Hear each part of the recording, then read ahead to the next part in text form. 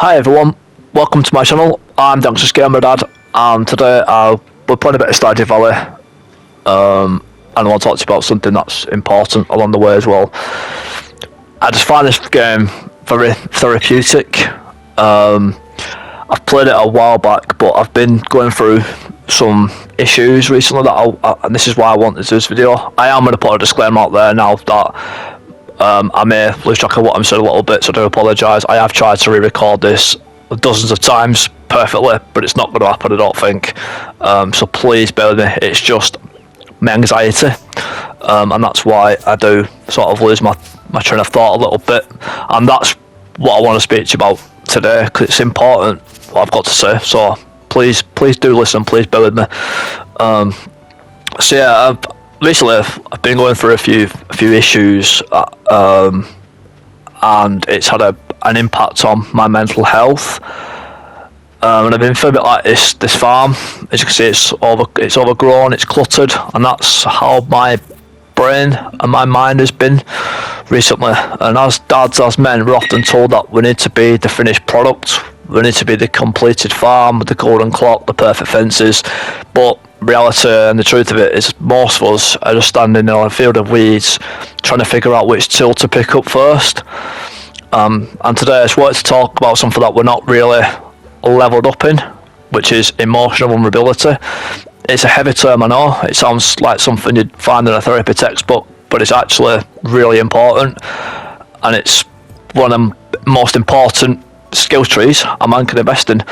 So grab a brew, grab a coffee, grab tea, grab what your favourite beverage is. Let's do some farm, and let's talk about why being fine is actually hurting us. So if you've played this game before, or if not, there's a character you meet. He's called Shane. Let's just think about him for a minute, because when you first meet Shane, he's rude, he's quite dismissive, he's clearly hurting, and he's built this massive wall of cynicism and beer because he doesn't know how to say "I'm drowning." And we do that too, don't we? We're raised on the you man up, rub dirt on it philosophy. You know, it reminds me of the quote from Batman Begins, where when Bruce Wayne falls down into the cave, Thomas Wayne, his father, says, like, why do we fall? So we can learn to pick ourselves up. And that's what society led us to believe, that we should just man up, we should just dust it off, get on with it. And we're not really told that it's okay to open up. And that's been where I've been at for the past couple of months now. Now, I've dealt with anxiety. I've come to realise since I was a child, I was bullied excessively for years, in the playground, at home, on the street, called names, beaten up, from the age of 4 to about 14. And I had this feeling when I was in primary school, and I didn't know what it was, and I was scared of going to school. I used to fake being sick so I didn't have to go into school, and I had this feeling for a long time in my stomach, and I didn't know what it was until I came across somebody who had this thing called anxiety. And I asked him what it was, and when he explained it to me, described it to me, it clicked. It was like, that's what I've got. But rather than trying to deal with it, I let it fester for a long time. And it's something happened at work recently. I'm not going to go into it, cause, but it made me, I had to speak to somebody. I got really low, and I had to go and speak to my GP. I'm now on medication because it got that bad that I could no longer carry on my own. And I mean, I've got I'm a dad with 2 children, and it was okay. I just didn't open up to anybody, but I knew I had to do something for the sake of my family. And to be honest, that's what's kept me going. And it's quite difficult for me to say this. And I guess I'm doing this to hope others will speak out, but probably as a bit of a therapeutic session for myself as well. And if it only gets a handful of people to open up and to listen, I'll see that as a win. I'll see that I've done my job. If anyone takes any small part of what I've got to say today away, and it means something, and it hits home a little bit, it's a win. See, silence isn't a strength, it's just a holding pattern. When we refuse to be vulnerable, we're not being strong for our families, we're actually becoming strangers to them. We become, again, another character in this story, in this game called Kent. He's just come home from a war, physically present but emotionally 1,000 miles away. You sort of go on autopilot, and that's where I've been. And part of me still is, if I'm honest. I'm finding it very hard to get motivated to do much. I wanted to do this for a long time, but I had anxiety and nerves about how it would turn out, whether anybody would listen and appreciate what I've got to say, and also couldn't motivate myself to do it, but I just have to do this. So if you are listening and you do find value, I do really appreciate it, and I will have more topics surrounding mental health awareness, and talk about mental health within men in the future. So this isn't the only video. So if you do find anything valuable what I said today, please do hit the like button and do subscribe. So next, I want to talk about being a dad as well. So for the dads out there, this is it's sort of where it's kind of where the anxiety kicks in a little bit, because you've got the pressures of home life if you work, and you've got the pressure of work as well, and you, like myself, I just end up just drowning. But when you have a family, when you have children that you are responsible for and providing for, it's not just your own save file anymore. You're the tutorial, the teacher for your kids. And I am worried that my anxiety is going to affect them, especially my son. My son's he's 4, coming up to 5. And I try and be strong for my child. If I'm feeling emotional, I try not to show it in front of him. I have a daughter. She's 1. She doesn't understand. She doesn't care at the minute, you know. But I try to be strong for him and show that I don't have all the answers to everything. You know, he likes his superheroes. He likes his Spider-Man, his Batman, his Iron Man. It's like I'm not one of them. You know, I wish I could be, but I'm not. But it is also important that we do show our kids that it is okay to be emotional. If I try and send them a superhero 24/7, what happens when they want to feel human emotion? They'll just bottle it up. They'll think that it's not okay to open up, and we need to show our kids that saying, "Daddy,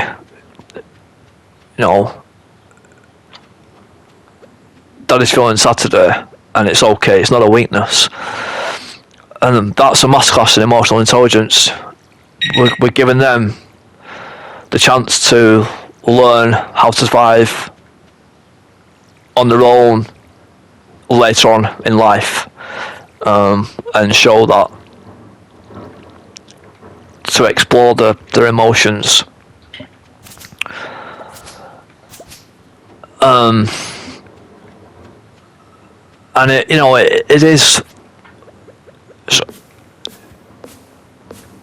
is important that we do teach our kids to ask for help if they need it. Don't struggle. I was the opposite when I was in school. If I struggled, I didn't ask anyone for any help. If I had struggled with lessons or anything like that, I didn't ask, and that was because again, when I was being bullied,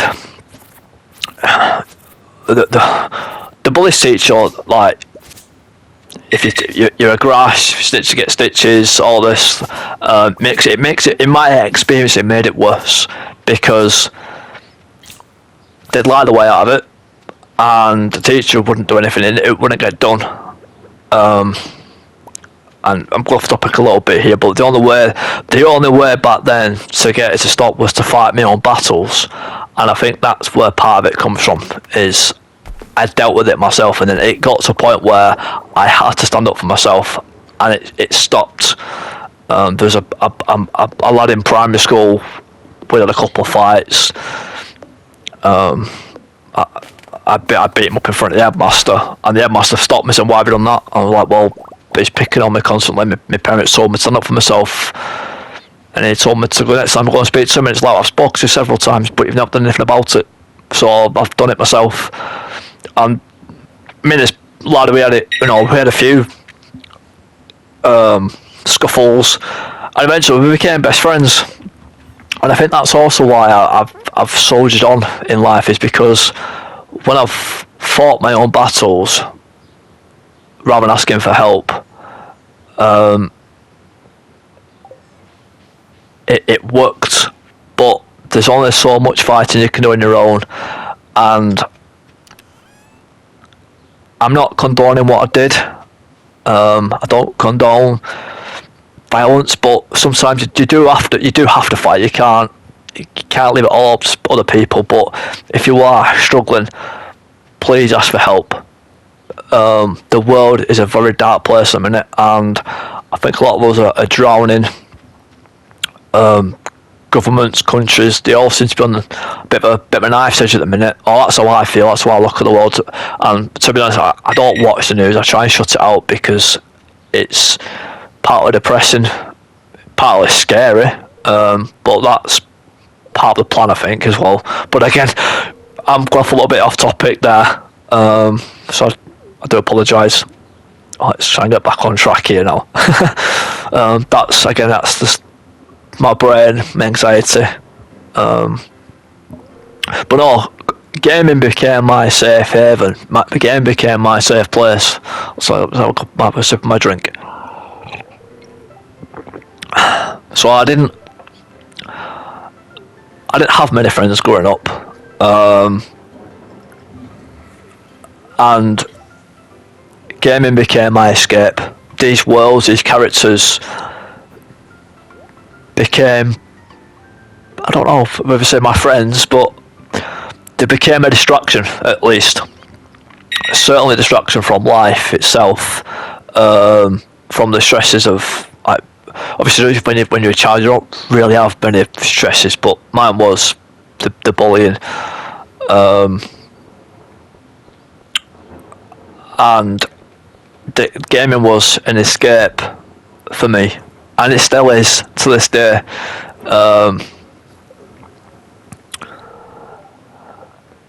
It's, I play a wide variety of games, but my anxiety is also really stops me from playing the games that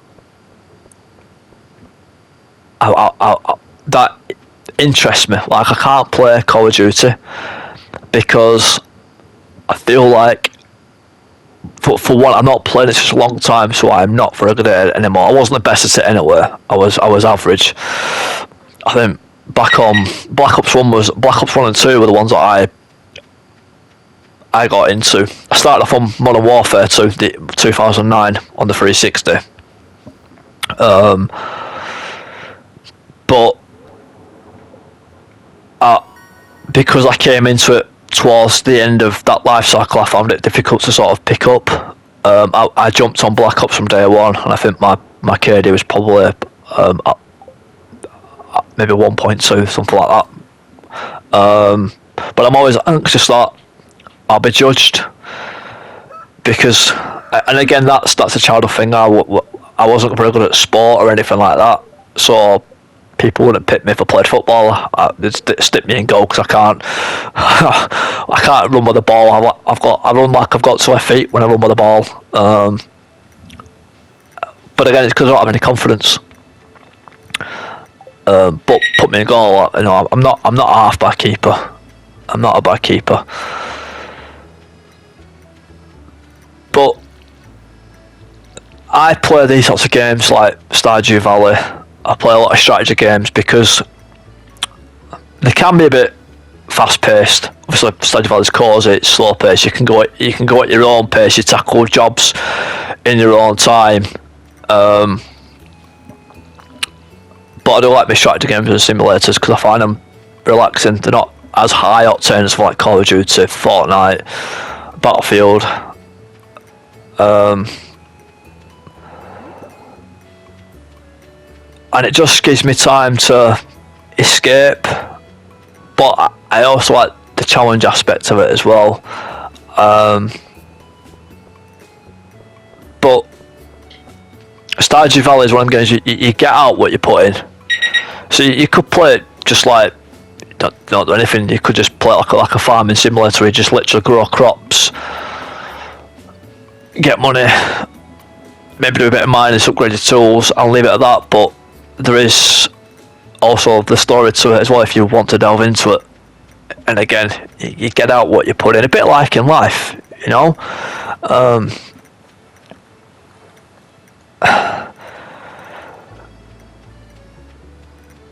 But the headset is the only place that some of us can excel. Gaming is the only place we feel like we can actually escape. But don't just use gaming to escape your feelings. Use it to process what's going on in your mind. Have a think about what's going on.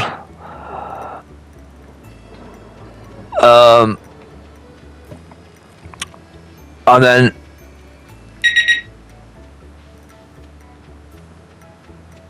realise that while you're fishing, while you're growing crops, while you're watering plants, ask yourself like, what are you afraid of? Maybe you've snapped at somebody.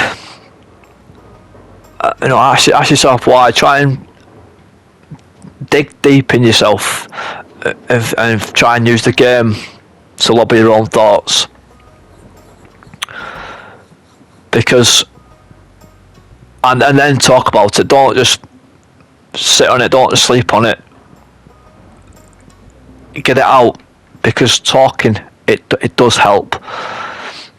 I had a meeting last week with the occupational health because I've been off work for 2 or 3 months now with this, and I came with that session. I was anxious going into it because I didn't know what to expect. But I came away like it was. I spoke about things that I'd not really told anybody, and he helped me understand how my mind was working, and he tried to explain why I'm feeling the way I am, and that it's normal. Everything that I was doing or not doing is common in with what I'm going through, and it was nice to speak to somebody who understood. No, I'm not a psychologist. I couldn't. I'm not here to give you medical advice and all the rest of it, obviously. But I am here to create a safe space. If anyone wants to open up, wants to have a chat, or drop it in the comments. I'll respond to every one of you. Like I said, we're going to be doing a few videos. I want to make it into a bit of a series, and I want to create a safe haven for people, specifically men. Not specifically, especially men and dads who are going through some hard times. I want to create a safe haven. But look, if anybody else out there stumbles upon this video and they feel like they're going through something, the comment section is always open. I'll always listen. I'll always read what you say. I'll always respond. Let's not suffer separately. Don't suffer in silence. Let's suffer together, but let's also try and fix each other and heal each other. And if you haven't played Stardew Valley, I would advise a few of you just pick it up, give it a go. Maybe it's not your cup of tea, maybe it's not what you normally play, but it is good, and there are metaphorical aspects that you could link back to maybe the way you're feeling, maybe if your emotional state or your mental state, or maybe a bit of both.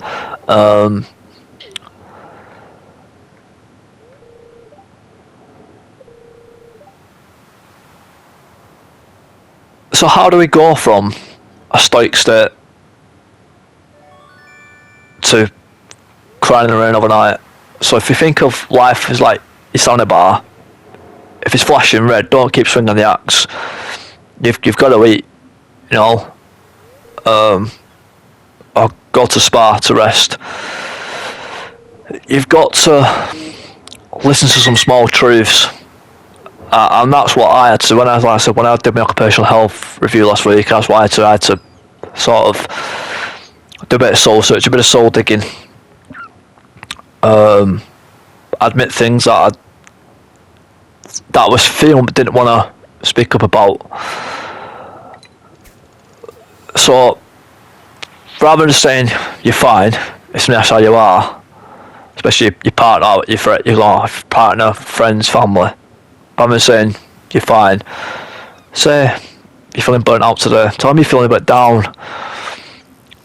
Doesn't have to be, you know, anything excessive, but just a little bit of something, and that's it. That's a level 1 vulnerability skill. It's a foot on the ladder. It's a step in the right direction. We need to stop seeing mental health as a luxury and start seeing it as a resource. Like Stardew Valley, you cannot run a farm on no energy. If you do, or you try to, you'll collapse. We need a community, whether it's this channel, a therapist, a group of friends. You need to figure out how to replenish that bar. See, again, with my occupational health last week, it was like, one of the questions was, are you ready to go back to work? And his response was like, you're not yet. You need to look after yourself first.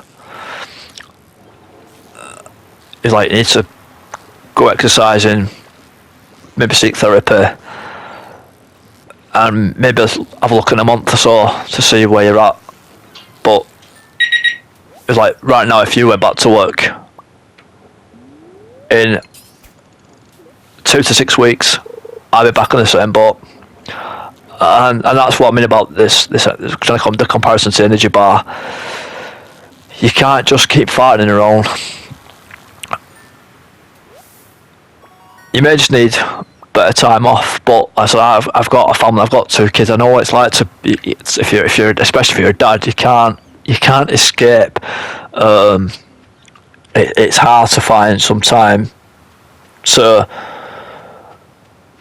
peace time, and when it's a peace, like silence time, to sort of relax, take in your thoughts, because half the time we're just running on fumes and we don't get the chance to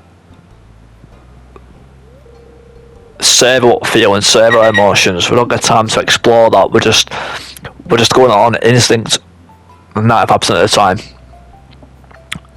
And like I said before, we're just running on autopilot, and the smallest thing can make us angry, or it can make us sad. And then we might have a little bit of half an hour downtime, you know, feeling sorry for ourselves, or maybe a bit of guilt, a bit of regret for if we've snapped, if we've got mad. When I say snapped, I don't mean violence. But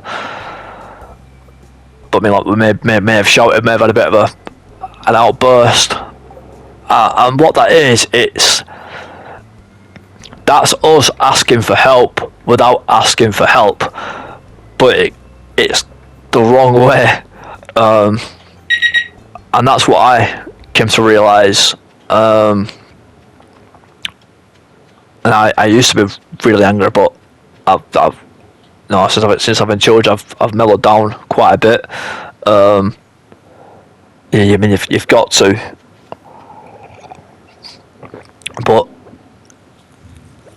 that outburst, that anger, it's you suppressing your emotions, suppressing your feelings. It's your inner voice trying to speak up and trying to shout and ask for help. Let it talk.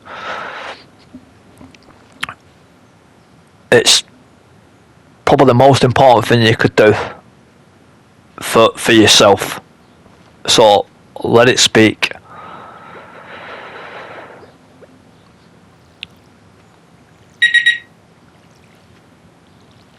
I like listening to a lot of music when I'm suffering as well. That's something else I Stardew Valley has. It's got nice relaxing music, but other times I like to listen to a bit of rock, a bit of metal. So stuff that has some raw emotion. I don't like. I say to be a hater. I don't like pop music.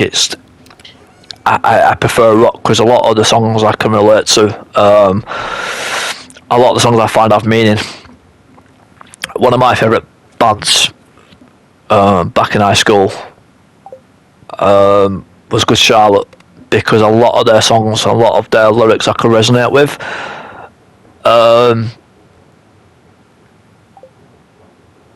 But I find that listening to music does help.